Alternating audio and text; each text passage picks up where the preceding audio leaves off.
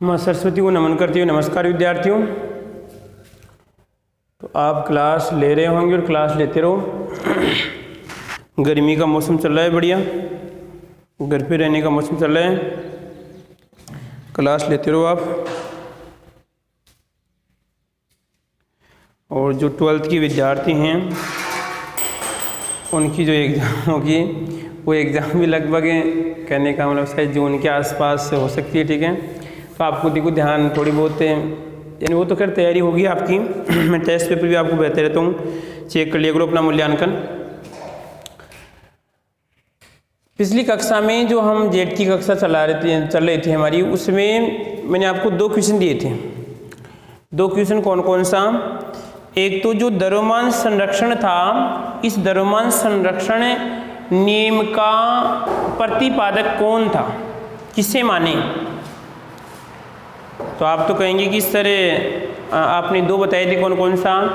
एक तो बताया था लाउसियस था एक तो, ठीक है, और एक आपका क्या था इसमें, एक और था इसमें आपका था, उसका नाम क्या था, लांडोल। 2 थे हमारे, ठीक है।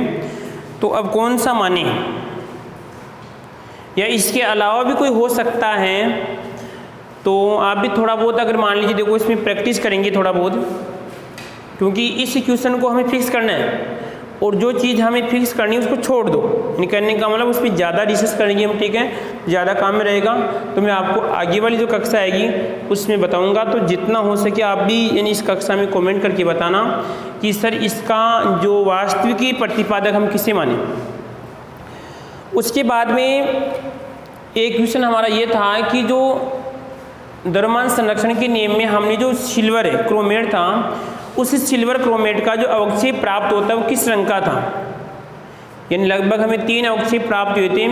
एक तो सफ़ेद का था, एक काला का था और एक इसमें लाल रंग का हमें अवक्षेप प्राप्त हुआ था। तो जो सिल्वर क्रोमेट का अवक्षेप हमें किस प्रकार का? लाल रंग का अवक्षेप प्राप्त हुआ था। अब आते हैं हमारे बिंदु पे। तो शायद मैंने टेस्ट पेपर भेज दिया है, तो आप टेस्ट दे सकते हैं जो भी हैं, शायद उसमें 15 क्वेश्चन थे।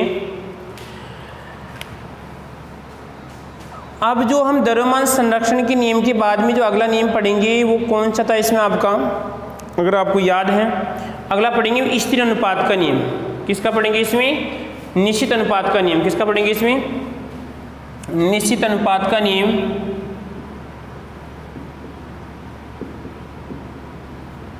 निश्चित अनुपात का नियम क्या था? निश्चित अनुपात का नियम। पहला कौन सा? द्रव्यमान संरक्षण का नियम था, और दूसरा हमारा निश्चित अनुपात का नियम है। तीसरा इसमें आपका गुणित अनुपात का नियम है, और चौथा तुल्य अनुपात का नियम है, और 5वां जो हमारा नियम है इसमें गैस या आयतन का नियम होता है। और कभी कभार जो आपका इसमें जो अवोगाद्रो का नियम है वो भी इसमें माना जाता है, परंतु आपके अकॉर्डिंग सिलेबस के अनुसार कितने रासायनिक संयोग की 5 नियम हैं। 5 में से हमने पहला नियम पढ़ लिया। अब इस निश्चित अनुपात के नियम को देखना है। इसको देखना है, निश्चित अनुपात का नियम होगा लॉ ऑफ, इसमें डिफाइनेंट ऑफ, इसमें आएगा प्रोपोर्शन,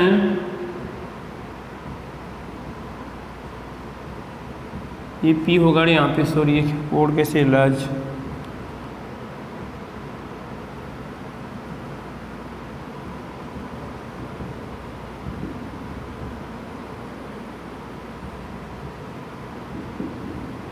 ठीक है। तो देखो इसमें ये कह रहा है कि निश्चित अनुपात का नियम है, निश्चित अनुपात का नियम है। तो ये जो नियम दिया गया लगभग कब की अगर हम बात करें, ये 1799 कब की बात है? 1799 में वैज्ञानिक था इसमें आपका प्राउस्ट। क्या था इसका? बिल्कुल यहाँ पे कोई भी इसमें कोई झंझटबाजी का काम भी नहीं है। कौन था इसमें? वैज्ञानिक प्राउस्ट था। कब की बात है? 1700 कब की बात है इसमें? 1799 की बात है। अब इस नियम को देखना है कि जो निश्चित अनुपात का नियम में क्या होता है। जैसे मान लीजिए कोई भी आपका शुद्ध यौगिक है, क्या है? शुद्ध यौगिक हैं और इस शुद्ध यौगिक की जैसे हम बात करें, जैसे मान लो आप कोई भी, जैसे आपकी कार्बन डाइऑक्साइड है, क्या है, कार्बन डाइऑक्साइड है। अब इस कार्बन डाइऑक्साइड में क्या है, कार्बन डाइऑक्साइड में आवाज़ चेक कर लेते हैं, आपकी आवाज़ आ रही है। कार्बन डाइऑक्साइड में सर यहाँ पे कितने तत्व हैं बताओ इसमें? सर आपके इसमें तत्व एक तत्व, और इसमें आपके एक तत्व, एक कार्बन और एक इसमें आपका ऑक्सीजन है। और यदि हम इसकी बात करें परमाणु कितने इसमें आपके 3 हैं। तो कह रहा है कि कोई शुद्ध यौगिक है और उस शुद्ध यौगिक में जो तत्व पाए जाते हैं, शुद्ध यौगिक में जो तत्व हैं उन तत्वों का जो भार होता है वो एक निश्चित अनुपात में संयोग करता है।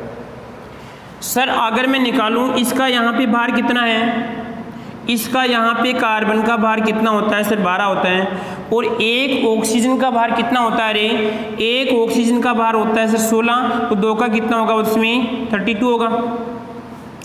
तो अब ये कह रहा है कि जैसे शुद्ध यौगिक यहाँ पे क्या आपका कार्बन डाइऑक्साइड, और इस कार्बन डाइऑक्साइड में जो तत्व पाए जाते हैं इन तत्वों की जो भार का अनुपात हमेशा क्या होता है, फिक्स होता है।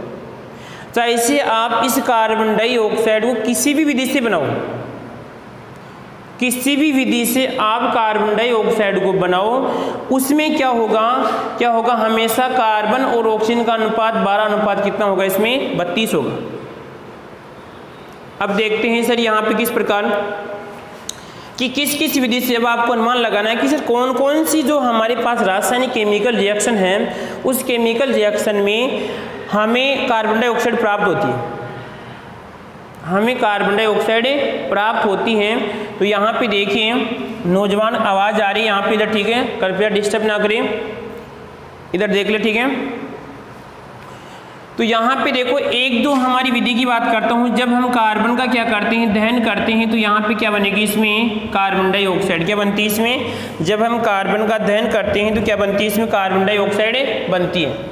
और उसके बाद में यहाँ पे देखो आप सर एक बार बोर्ड चेक करना, बोर्ड कार्बन डाइऑक्साइड उसके बाद में किससे बन सकती हैं, यदि हम बात करते हैं यहाँ पे कैल्शियम क्या आएगा इसमें, कैल्शियम कार्बोनेट को जब हम गर्म करते हैं तो यहाँ पे क्या आएगा इसमें कैल्शियम ऑक्साइड और आपकी क्या बनेगी इसमें CO2 बनेगी। यानी दो अलग अलग केमिकल रिएक्शन है, दो अलग अलग रासायनिक रिएक्शन है सर, इसमें भी हमें कार्बन डाइऑक्साइड प्राप्त हो रही है, इसमें भी हमें कार्बन डाइऑक्साइड प्राप्त हो रही है।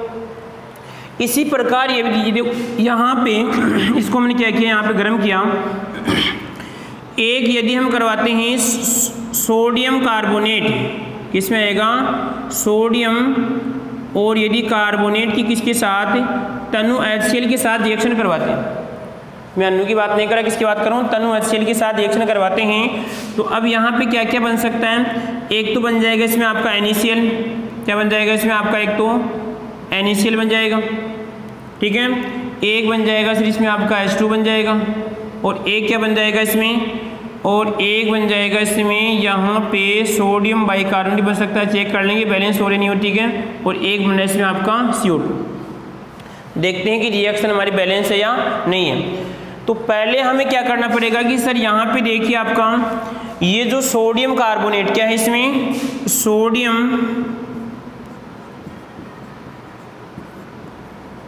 कार्बोनेट, और यह आपका हाइड्रोक्लोरिक अम्ल है, ये आप जानते होंगे ठीक है, यह आपका सोडियम क्लोराइड है, और इसमें कैल्शियम कार्बोनेट है। तो सर यहाँ पे आपके 2 हैं जबकि यहाँ पर आपका 1 है, तो आपको जो बैलेंस करने का नियम याद होगा या जब हम आगे और पढ़ लेंगे ठीक है, कि जो आपका ऑक्सीजन और हाइड्रोजन को छोड़कर हम क्या करते हैं अन्य को बैलेंस करते हैं। तो यहाँ पे देखिए सर आपको इसको छोड़ना है, तो यहाँ पे देखो 2 है तो यहाँ पर 2 चिपका सकते हैं, और चिपकाना सभी को आता होगा ठीक है। उसके बाद में सर यहाँ पे देखिए सोडियम यहाँ पे 2 हो रहे हैं, उसके बाद में देखना है Cl कितने हैं सर, Cl यहाँ पे 2 तो यहाँ पे 2 चिपकाओ, चलो इसका भी काम हो गया। उसके बाद में H कितने हैं, H2 हैं, और उसके बाद में O कितने हैं, O देखो यहाँ पे 2 और 1 3, तो यहाँ पर भी कितने 3 हैं, कार्बन कितना इसमें आपका 1 आपकी रिएक्शन बैलेंस हो रही है। इसका मतलब क्या हुआ कि सर एक इस विधि के द्वारा भी हमें कार्बन डाइऑक्साइड प्राप्त हो रहा है, इसके द्वारा भी हमें प्राप्त हो रहा है, और इसके द्वारा भी हमें क्या हो रहा है कार्बन डाइऑक्साइड प्राप्त हो रहा है। देखो एक बात ध्यान रखना कि जो इसमें जो प्राप्त होने वाली कार्बन डाइऑक्साइड होनी चाहिए, यदि शुद्ध नहीं होगी तो इसके अनुपात में परिवर्तन होगा। शब्द का ध्यान रखना, क्वेश्चन आता है कि वहाँ पे शुद्ध होगा। जैसे यहाँ पर है, ऑप्शन कैसे बना सकते हैं, एक तो लिख देगा वहाँ पे शुद्ध कार्बन डाइऑक्साइड, अशुद्ध कार्बन डाइऑक्साइड। तो अशुद्ध में तो अशुद्धि होगी, तो वहाँ पे इसका जो रेशियो होगा उसमें भी परिवर्तन होगा। क्या होनी चाहिए, शुद्ध कार्बन डाइऑक्साइड होनी चाहिए, ठीक है। इसी प्रकार यदि मैं और रिएक्शन बनाए यहाँ पे, तो और देखो यहाँ पे जब हम सोडियम बाइकार्बोनेट, किसकी बात करते हैं, सोडियम बाइकार्बोनेट को गर्म करते हैं, तो यहाँ पर क्या बनेगा, इसमें Na2CO3 और क्या बन जाएगा, इसमें आपका CO2 बनती है। क्या बनती है, CO2 बनती है इसमें। और क्या बनेगा इसमें, चाहे जल बन रहा है क्या, चेक कर लो कितने सर, ये 6 हैं, और इसमें कितने आपके 2 3 3 6 और हैं, और यहाँ पे 2 चिपका हुआ, और एक इसमें शायद H2O करो, ये बनेगा इसमें, ठीक है। अब देखो बैलेंस हो रहा है क्या, कार्बन सर कितने इसमें, कार्बन आपके इसमें 2 हैं, और यहाँ पे आपका सोडियम कार्बोनेट बन रहा है, और इसका बन रहा है सोडियम के कितने इसमें 2 हैं, और इसमें आपका 2 H का कितना आ रहा है, इसमें 2 आ रहा है, और इसमें आएगा 3 दूना आपके 6, ये भी 6 बैठ रहा है। इसमें बन रहा है एक आपकी CO2 बन रही है, एक Na2CO। इसकी रिएक्शन करवानी पड़ेगी हमें। यदि सोडियम बाइकार्बोनेट Na2 और CO3 करवाएं, तो यहाँ पे बनेगा इसमें एक तो धावन सोडा बनता है, Na2CO3 बनेगा। अब यदि 2 है तो यहाँ पे 2 लगेगा। अब इसमें 2 कार्बन आनी चाहिए इसमें, तो 2 कार्बन है, तो यहाँ पे आप ऐसे कर लो कि यहाँ पे एक CO2 कर लो, ठीक है, और एक क्या कर लो इसमें आपका एक H2O कर लो, यहाँ पे 3 ही आएगा, ठीक है। अब साइड बैलेंस हो रही देख लो आप सर, यहाँ पे सोडियम कितने हैं, 2 हैं, कार्बन कितना है सर, कार्बन आपके इसमें 1 और 2, यहाँ पर भी 2 हैं, ऑक्सीजन कितने 3 दूना 6, तो यहाँ पे देखो इसमें 3 और आपके 2 और कितने आपके इसमें 5 इन 6 हो गई, और आपका इसमें हाइड्रोजन कितने हो रहे 2 हो रहे, तो नीचे वाली रिएक्शन रहेगी, ठीक है।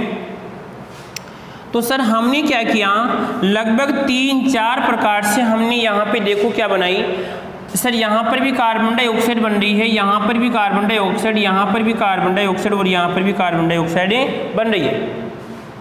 पहली में हमने कार्बन का अध्ययन किया, उसमें बनती है, फिर कैल्शियम कार्बन को जलाया तो फिर बनती है, फिर यहाँ भी दहन जो आपका सोडा है इसको हाइड्रोक्लोरिक अम्ल के साथ रिएक्शन करवाते हैं तो बनेगी, और यहाँ पर आपका सोडियम बाइकार्बोनेट को जब गर्म करते हैं तो यहाँ पर भी आपका सिस्टम बनता है, CO2 बनती है।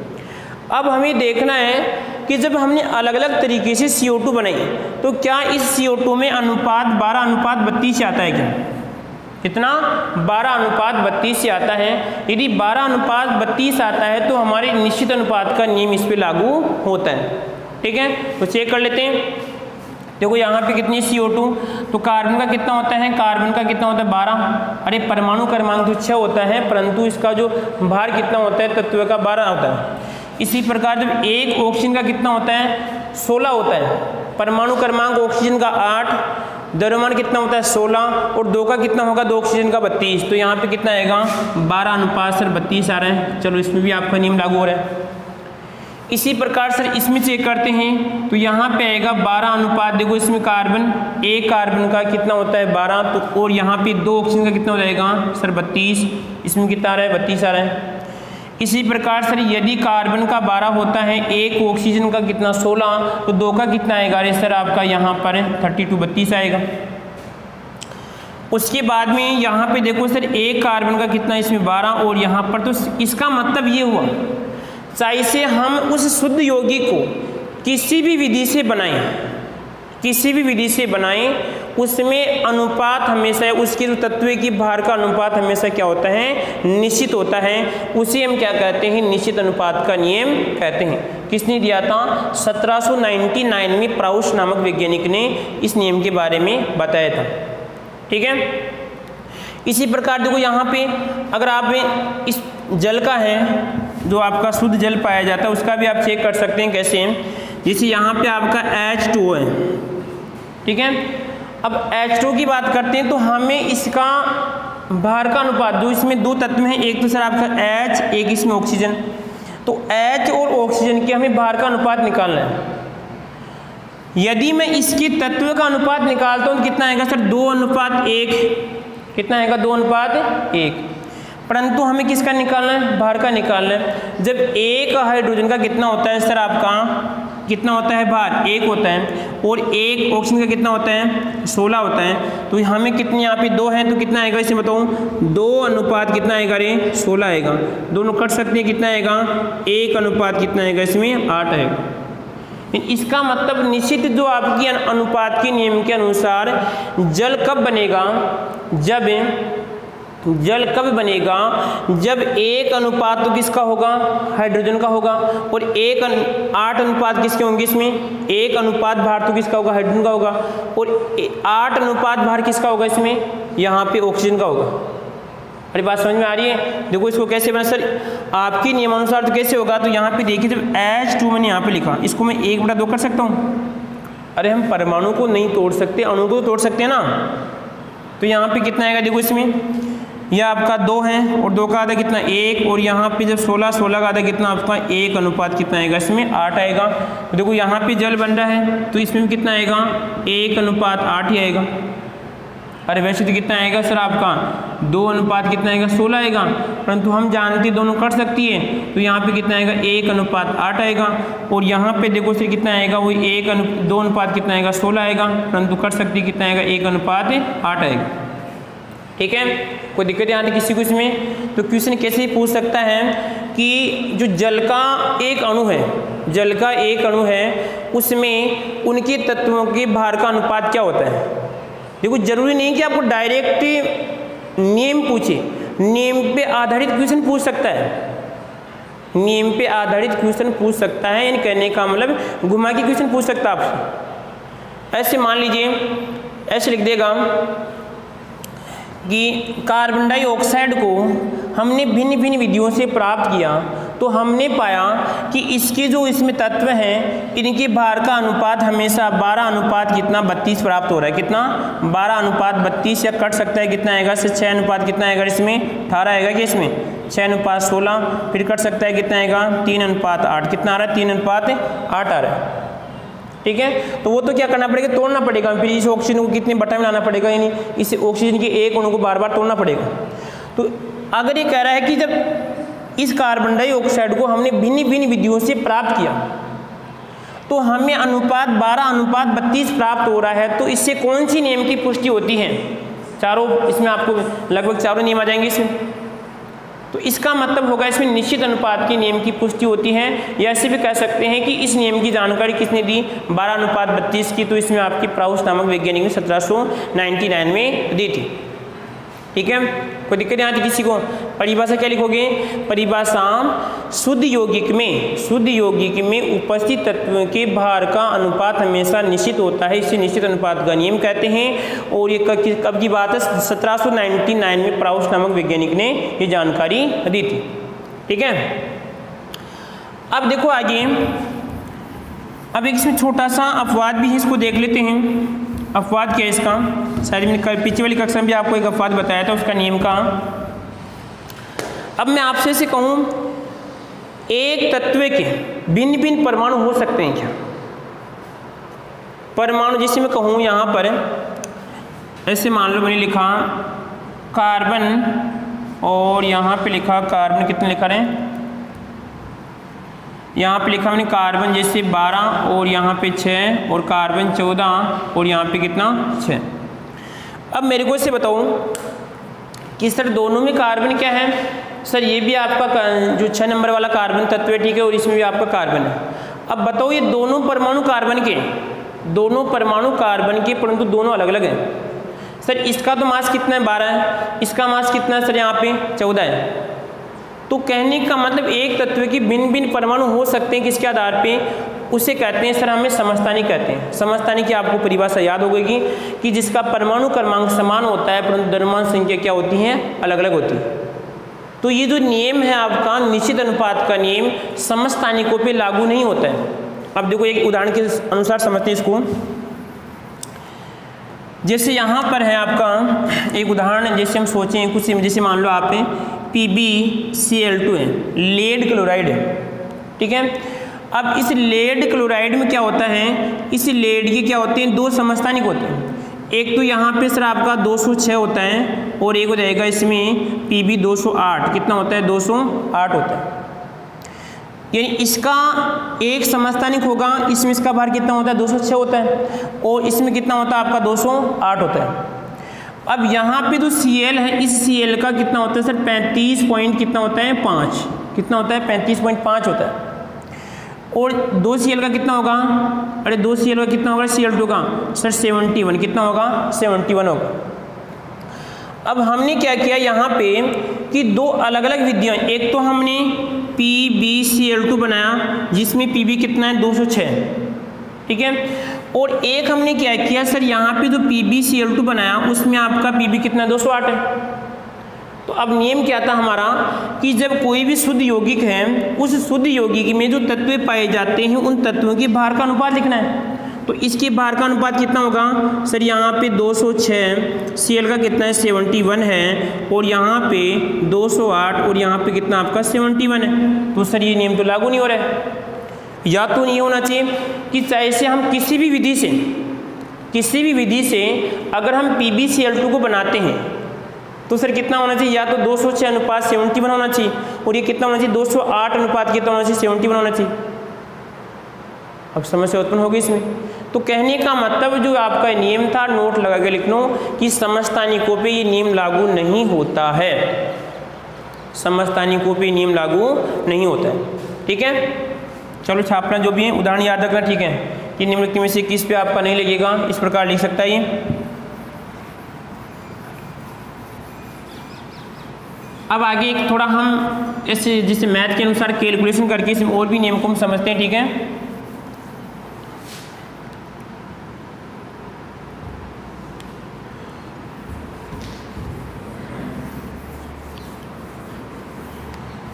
अब देखो यहाँ पर अगर मैं बात करूँ किसकी, कैल्शियम ऑक्सीक्लोराइड, किसकी, कैल्शियम ऑक्साइड की बात करते हैं। अब कैल्शियम ऑक्साइड को हमने क्या किया, दो अलग अलग विधियों से प्राप्त किया। तो पहली विधि में जब हमने कैल्शियम ऑक्साइड को प्राप्त किया तो इसकी मात्रा कितनी थी, इसकी मात्रा 2.25 ग्राम, कितनी 2.25 ग्राम प्राप्त हो रही है। दूसरी विधि से जब हमने इसको प्राप्त किया कैल्शियम ऑक्साइड को, तो हमें कितनी प्राप्त होती है सर, ये लगभग मैं कह सकता हूँ 3.5 ग्राम प्राप्त होती है। ऐसे मान लीजिए क्वेश्चन आपको दिया हुआ है, ठीक है। उसके बाद में बोल रहा है कि जो फर्स्ट वाली जो आपकी विधि थी, फर्स्ट वाली विधि और आपकी सेकंड वाली विधि है, फर्स्ट वाली विधि में कैल्शियम ऑक्साइड की मात्रा 2.5 ग्राम है और दूसरी वाली जो विधि है उसमें लगभग कितनी हो रही है, 3.5 प्राप्त हो रही है, ठीक है। अब ये कह रहा है, उसके बाद में बोला कि इसमें जो ऑक्सीजन है, इस कैल्शियम ऑक्साइड में ऑक्सीजन की मात्रा कितनी है, यहाँ पे आप कितना मान 2.8, कितना 2.8 मानते हैं, ठीक है। इसमें कितनी है ऑक्सीजन की मात्रा, इसमें 0.8 ग्राम, कितनी है 0.8 ग्राम। और ये तो किसकी मात्रा है सर, कैल्शियम ऑक्साइड, पूरे कैल्शियम ऑक्साइड की मात्रा है और उसमें आपके 0.8 ग्राम के इसमें आपका ऑक्सीजन है। इसी प्रकार मैं कह सकता हूँ यहाँ पे ये ऑक्सीजन आएगी, ये कितनी इसमें आपका सर, इसमें 1 ग्राम, कितनी है 1 ग्राम, और ये केस में आपका ये कैल्शियम ऑक्साइड है।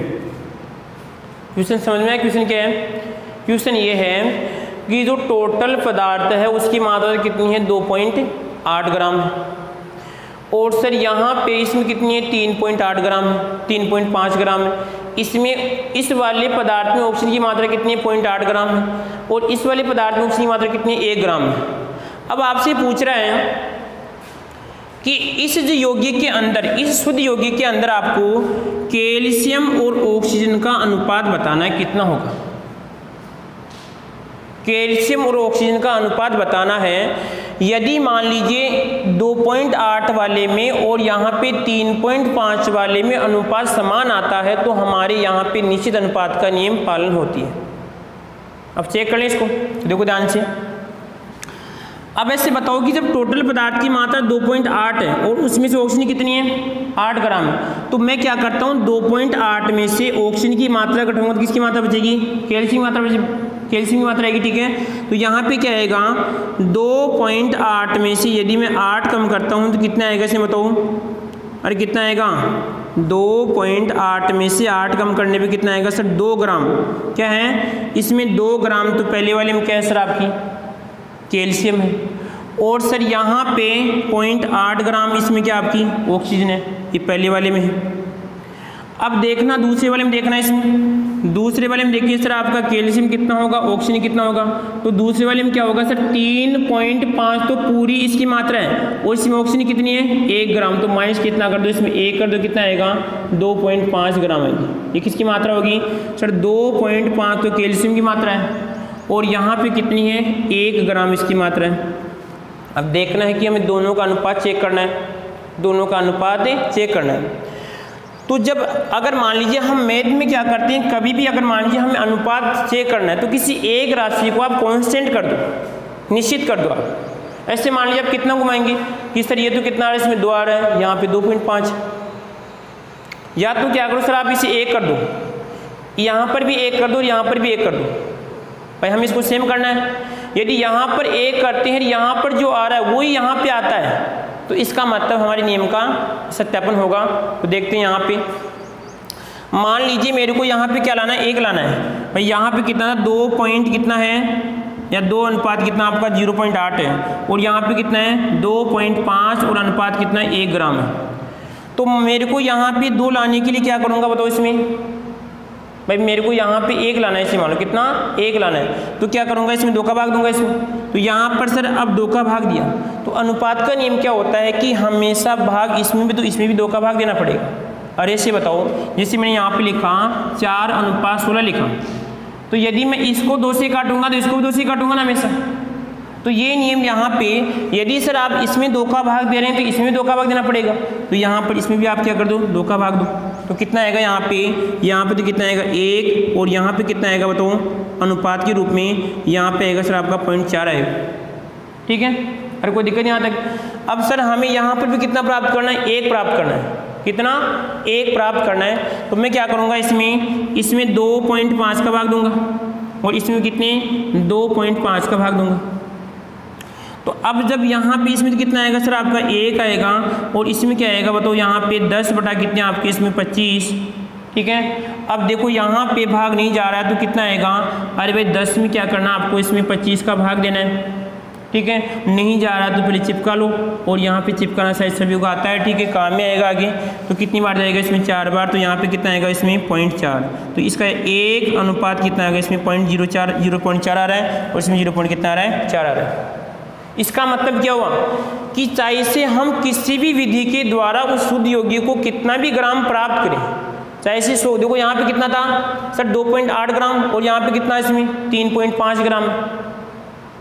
इसका मतलब ये होता है किसी भी विधि से हम कितना भी अगर शुद्ध उसको प्राप्त करते हैं तो उसके तत्व के भार में कोई परिवर्तन नहीं होता है। इसे हम क्या कहते हैं, निश्चित अनुपात का नियम कहते हैं। देखो यहाँ पे सर 1 अनुपात कितना आ रहा है 0.04 आ रहा है, यहाँ पर कितना आ रहा है 1 अनुपात कितना आ रहा है 0.0 कितना आ रहा है 0. कितना आ रहा है 4, इसमें कितना आ रहा है 0.4 आ रहा है। तो आपका निश्चित अनुपात का नियम था। इससे मुख्य बात कौन कौन सी फिर वापस रिपीट कर रहा हूँ। ठीक है, पहली बात तो ये थी कि किसने दिया 1799 जो आपका 1799 प्राउस नामक वैज्ञानिक ने दिया। इसके अनुसार ये था कि यदि मान लीजिए कोई शुद्ध यौगिक है उसमें तत्वों की भार का अनुपात हमेशा क्या होता है फिक्स होता है। ठीक है, जैसे हमने कार्बन डाइऑक्साइड की कुछ उदाहरण पढ़े थे, इसी प्रकार यहाँ पे जल का हमने देखा था कितना 1:8 होता है। और उसके बाद में हमने देखा कि समस्थानिकों नियम लागू नहीं होता है, PbCl2 के बारे में हम चर्चा की थी। और उसके बाद में यहाँ पे एक हमने इस उदाहरण के द्वारा इस नियम को समझा है। ठीक है, तो अब यहाँ पर जो एक क्वेश्चन देके जा रहा हूँ, फिर आपको एक क्वेश्चन हम आपको देके जा रहे हैं। एक क्वेश्चन देके जा रहे हैं। ठीक है, क्वेश्चन लिखो आप। क्वेश्चन जैसे आप मान लो अभी यही दिया था आपको, इसमें कैल्शियम जो आपका कार्बोनेट है, इस कैल्शियम कार्बोनेट में आपको कैल्शियम अनुपात, कार्बन अनुपात और इसमें ऑक्सीजन का अनुपात आपको चेक करना है। किसका? कैल्शियम, कार्बन और ऑक्सीजन। अब ऑक्सीजन यहाँ पे 3 है, जो भी आपको, ठीक है, एक क्वेश्चन था इसमें आपको इसमें अनुपात चेक करना है। अनुपात कौन सा, इसके अनुसार चेक करना है, निश्चित अनुपात की नियमानुसार आपको ये चेक करना है। उसके बाद में एक क्वेश्चन और देखे जा रहे हैं आपको, ठीक है, एक क्वेश्चन और है निश्चित अनुपात का नियम। हाँ, H2O2 इन हाइड्रोजन पेरोक्साइड है, इसमें आपको H और इसमें O का अनुपात आपको चेक करना है कि द्रव्यमान इस निश्चित अनुपात के अनुसार को आपका इसका अनुपात क्या होगा, ठीक है, वो चेक करना है। ठीक है देश की नौजवानों, तो बाकी क्लास से जो भी हमारी आगे आएगी, ठीक है, तो आप रेगुलर क्लास लेते रहे, ठीक है।